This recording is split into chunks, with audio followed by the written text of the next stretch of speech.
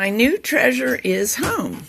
This is a Sears Orion 360 new hand knitting machine. Orion was apparently a major brand, and for a brief while they were produced specifically for Sears with this 360 model. This is the back carriage. At the moment I'm missing something here and I'm going to need to improvise. It's on its way to me. There's supposed to be a yarn bowl here, and I'm going to improvise with an old butter container, I think. This is the front carriage. These are, of course, what pass-up people would call locks. There's really no difference between a lock and a carriage. It's just terminology. And here is our beautiful, beautiful double bed. It's got a couple of things that are a bit unusual, so I'm going to rotate it up. These are the pads that are provided for you to clamp to. The clamp's going to go through there. The yellow will be down on the table. And you see I've got some shelf liner here. It's not ever a good idea to clamp a machine directly to a nice wooden table. A little pad of some kind is a smart thing. These are the clamps that are used for this machine. You see they're a bit unusual. They're larger. The opening here is larger than usual. They're heavier than usual. And that relates to the fact that these double beds will be stuck out forward off the edge of the table. That pad is going to come all the way over to here, the yellow pad, and my brown cushioning under it. So the front bed will be sticking out, hanging in space. And with that in mind, if you ever need to fake it or construct some of these, as Jack did for a Superba that hangs the same way, keep in mind a basic knitting machine clamp will not do it. It must be heavy duty. Here we are threading the back carriage on and bringing it over. And I already noticed this is something a little bit unusual, the way the two lock together. Jack's going to depress the lever, bring the back carriage over so that it locks into a little place. And when I got it right, I heard a click, but he seems to. So now they're locked together and they'll move together, just like any other double bed machine. Have a look at these needle positions. Unlike pass-ups and very much like most Japanese machines, this is the out-of-work, inactive position. That is like all machines, and this is working position. See, the ends of the needles are pretty much aligned with the upper edge of the bed. That's common. This is where we differ from pass-ups. Upper working position. This machine will knit needles back from this position, and it will hold needles in this position. On a pass-up, either of these two positions will do nothing good, cause a jam.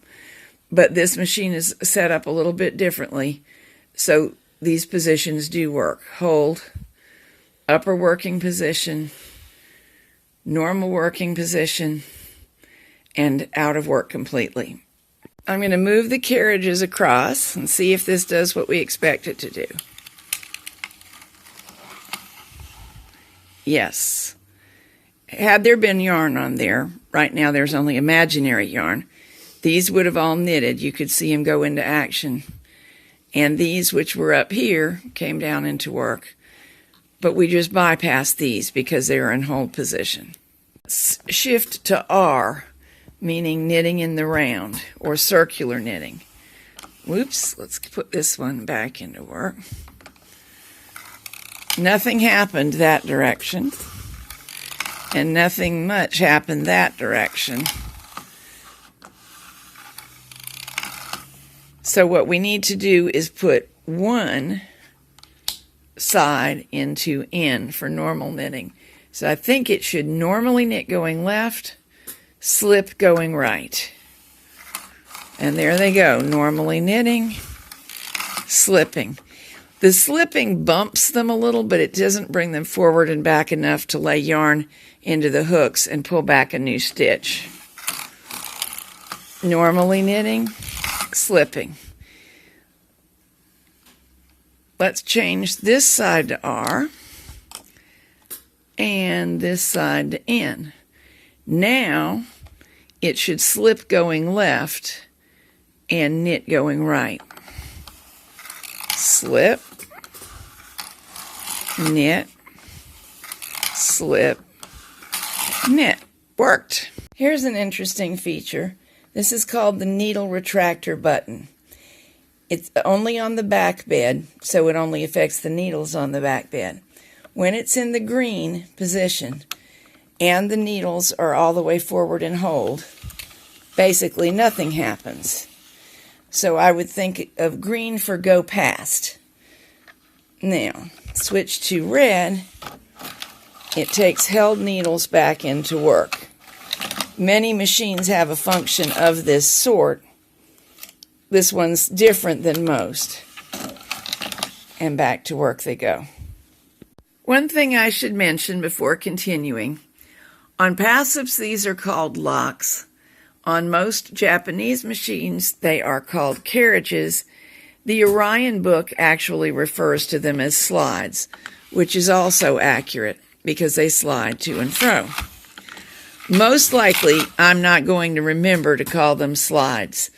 So just keep in mind that's what it says in the Orion book. If you catch me calling them carriages or locks, please be patient. Clamping this onto the table, I want to show you how it looks when it's set up. So here you're looking at the front bed, the one that'll be next to your stomach as you knit.